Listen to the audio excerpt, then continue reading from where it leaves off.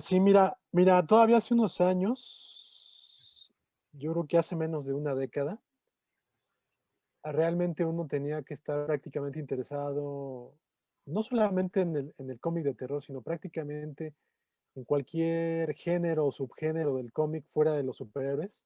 Tendría que estar muy interesado para buscar y conseguir ejemplos, ¿no? Publicaciones, porque pues hasta, repito, hasta hace menos de 10 años, aquí en México no se publicaban cosas fuera de superhéroes, ¿no?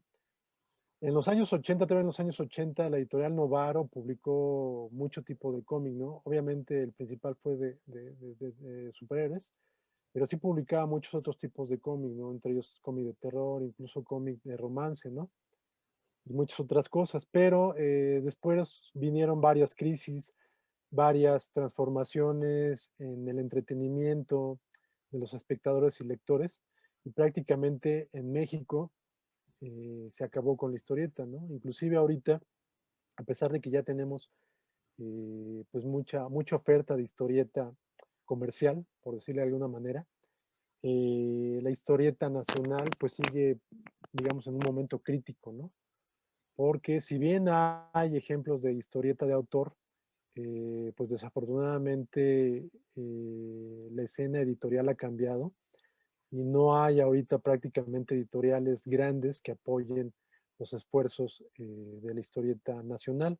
Entonces, bueno, por continuar un poquito con ese ejemplo, quien esté interesado en la historieta nacional y pues que bueno, que comience a interesarse, se va a dar cuenta de que tiene que meterse a ese submundo, por llamarlo de alguna manera, ir a ferias, contactarse con los autores. Vamos, ahorita el lector de historieta nacional no puede ir a un puesto de periódicos y encontrar ahí historieta nacional, ¿no?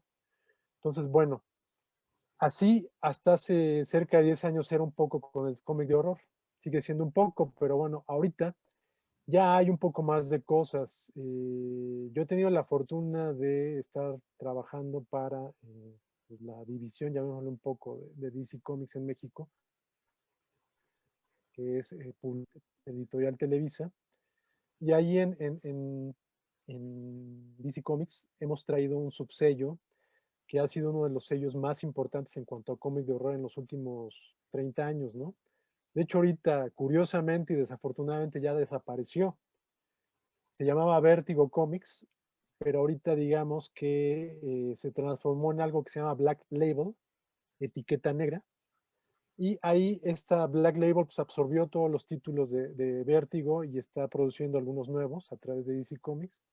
Pero bueno, el caso es que en este subsello no solamente se presentaron algunas de las historietas de horror de género más interesantes y más propositivas del cómic occidental en el último cuarto de siglo, sino que también se presentaron historietas pues, de autor y experimentales que siguen siendo pues importantes para los interesados en el cómic de horror, en el cómic experimental, en el cómic de autor, ¿no?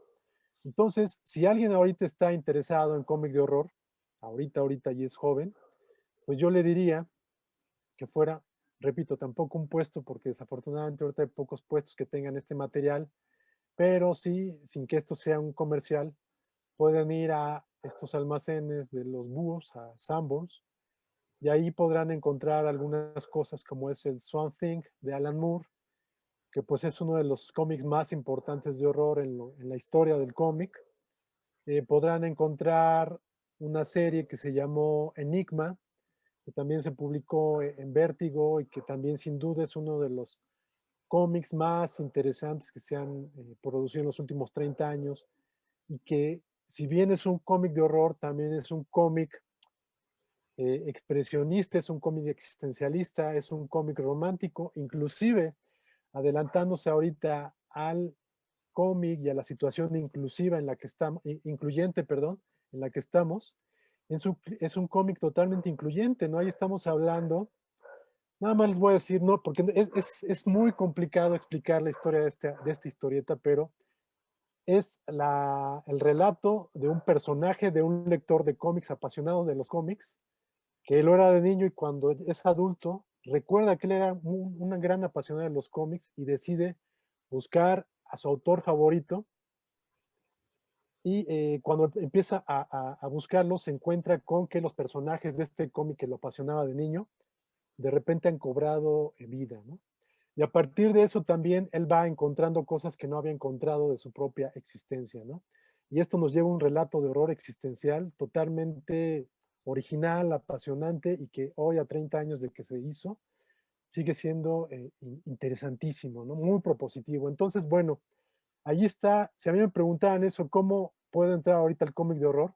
Pues bueno, yo les recomendaría, tienen la fortuna de estar en un momento donde ahorita en México ya se publicaron algunas de las obras esenciales del cómic de horror en los últimos 30 años, 40 años, que son el Something de Alan Moore, el From Hell de Alan Moore también está publicado por Planeta, vayan a las librerías a buscarlo. Esa es una lectura que requiere ya de una madurez como lector, entonces yo, si son estudiantes de preparatoria, los invitaría a que leyeran el Swamp Thing, y no con eso quiero decir que sea una lectura fácil, por el contrario, es una lectura muy compleja y muy rica, pero pueden comenzar con eso, y de ahí se pueden seguir con Enigma, y se pueden seguir con From Hell, y encontrarán otras cosas ahorita que ya afortunadamente varias editoriales mexicanas han publicado aquí en México que han traído, ¿no? Pero creo que con esas tres obras pueden comenzar y se encontrarán, en verdad, yo les aseguro que se encontrarán con un mundo que no tienen idea que existe allá afuera en los cómics, ¿no? Si han sido lectores nada más de historietas de superhéroes, en verdad, por supuesto, en el cómic de superhéroes hay cosas fascinantes, pero estas tres obras que les digo, entre otras, son cosas realmente portentosas, ¿no? Entonces, esa sería como que mi invitación para que entraran al cómic de horror, ahorita de manera fácil.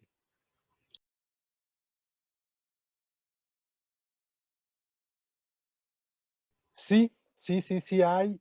De hecho, la historieta mexicana por ahí de los años 60, 50, 60, todo parece indicar que fue la historieta, o sí, pues la historieta, el mercado, por llamar de alguna manera, donde se crearon la mayor cantidad de historietas, ¿no?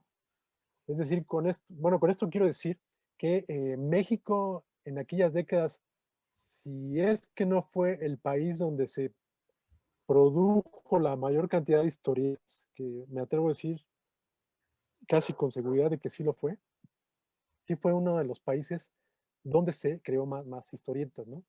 En aquella época creo que inclusive aquí se producía más historieta que en Japón. Ahorita sin duda Japón debe ser el país donde bueno, se crean la mayor cantidad sí, de historieta, ¿no? Que es el manga. Pero bueno, en aquella época hubo una época dorada, por llamarla de alguna manera, de la historieta de horror aquí en México.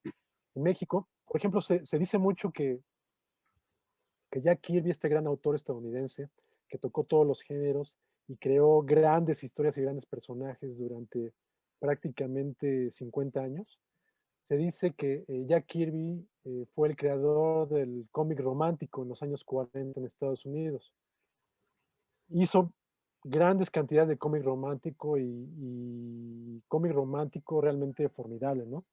Pero aquí en México, desde finales de los años 30, ya se producía cómic romántico, ¿no? Cómic de romance. Aquí en México hubo una tradición tanto de cómic romántico, tanto de cómic de horror, tanto de cómic de acción, tanto de cómic deportivo. Con esto les quiero decir que México fue realmente un parangón de historieta en cuanto a cantidad, ¿no? Y propuestas.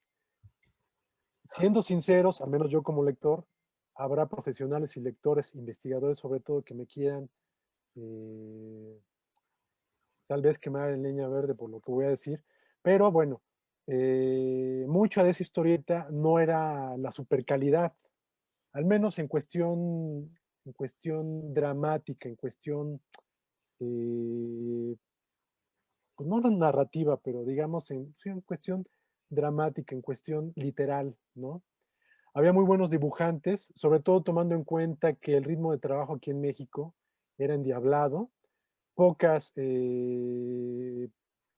pocos mercados internacionales han tenido mercados como el nuestro, donde durante décadas se publicaron historietas semanalmente, inclusive hubo historietas como Santo o como Calimán, que llegaron a salir 3 veces a la semana, ¿no? Entonces, bajo esos ritmos de trabajo, pues obviamente el dibujante y los guionistas también tenían que producir casi a destajo, lo cual impedía, obviamente, que se tuviera una historieta de primer nivel. Pero bueno, eso ya es otra cosa, ¿no? Ya es otra discusión. Pero sí, en los años 30, 40 y 50, 60, 70, hubo grandes cantidades de historieta de terror. Entre ellas, pues bueno, entre las más conocidas, por supuesto, está las de Leyendas de la Colonia. Otras cosas como que no son tan conocidas, como una que se llamaba Monstruos, que era muy interesante. Estaba el Monje Loco, el Monje Loco. Estaba Leyendas y Tradiciones, era la que les quise decir hace rato, de la Colonia. Eh, Hay muchas otras, ¿no? Estas eran las más conocidas, las más populares. Y en México hubo algo a mí de lo que más me interesa. Se dio ahí un crossover, una mezcla de géneros bien interesantes. Y tal vez el caso más extraordinario, más popular, está, por ejemplo, el de Hermelinda Linda. Hermelinda Linda era un cómic muy grotesco. A mí en lo personal es uno de los que más me apasiona del cómic mexicano. Y era una historieta que mezclaba el humor negro, un humor muy arrabalero, con el franco terror, ¿no?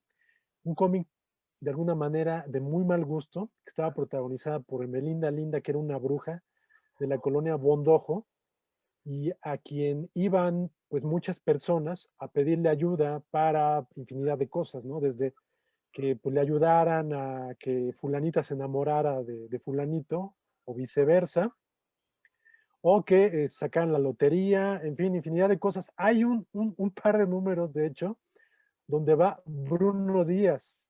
Bruno Díaz, no recuerdo ahorita cuál es la razón, pero es unos números donde aparece Batman, ¿no? Y que son de la época en el que era muy popular la serie de televisión de Batman, estelarizada por Adam West, ¿no? Entonces, bueno, con esto les quiero decir que realmente ahí que en Hermelinda Linda se dio cabida a toda serie de historias, pero siempre con un elemento ahí de terror, de grotesquedad, bien interesante y que solamente me parece que se dio ese tipo de mezcla de humor negro con terror de mal gusto. Se dio aquí en México y tal vez un poco en Japón y un poquitito en Estados Unidos, ¿no? Pero sí, como que México se pintó solo para hacer esas mezclas de distintos géneros y sobre todo en géneros tan disímbolos, bueno, no tan disímbolos, pero sí llegando a terrenos así muy extremos en este caso, el extremo de la comedia con el terror de mal gusto, ¿no? Y en ese caso, pues bueno, pues les invito a que les pregunten a sus papás, a sus tíos, a lo mejor por ahí tienen alguna historieta oculta u olvidada de Melinda Linda, para que pues vean de lo que les hablo, ¿no? O incluso búsquenlas en internet, por ahí debe haber algunas imágenes. Pero sí, en México hubo historieta de horror. Actualmente por ahí hay algunos autores independientes que están haciendo algo de historia de horror. Eh, Parece comercial también, pues desde alguna manera. Yo hago una publicación independiente que se llama Belcebú, bueno, ya lo comentaron. Y en algún número, el número 4, llevamos pocos, 5, 8 contando 3 especiales. Pero bueno, uno de ellos, si no me equivoco, creo que fue el 4, estuvo dedicado al cómic de terror. Y pues bueno, trajo algunas entrevistas y algunos textos sobre el cómic de terror en general. Trae una entrevista, de hecho, con Peter Milligan, el guionista de esa historieta que comentamos, que recomendamos Enigma. Y trae una entrevista también con el dibujante de Hermelinda Linda, ¿no? Es una publicación esta de Belcebú que pues fue de un tiraje muy corto, ya no tenemos números, pero en la hemeroteca de la Cineteca Nacional, ahí vimos algunas copias, entonces ahí está para que la vayan para consulta. Supongo que ahorita no está abierta al público, pero cuando pase la pandemia, si siguen interesados en el cómic de horror, vayan a la hemeroteca de Cineteca Nacional, aparte para que la conozcan, si les interesa también el cine, ahí hay unos documentos extraordinarios. Y bueno, pidan Belcebú, repito, creo que es el número, creo que es el 4 y es un número especial sobre el cómic de horror y pues bueno, la verdad es que la pasión, dos personas que la hacemos y los textos están muy interesantes. Entonces, bueno, en esto, hablando de esto, pues trae dos entrevistas que tienen que ver con las cosas que estamos recomendando y que servirían un poco para reforzar lo que estamos comentando, ¿no?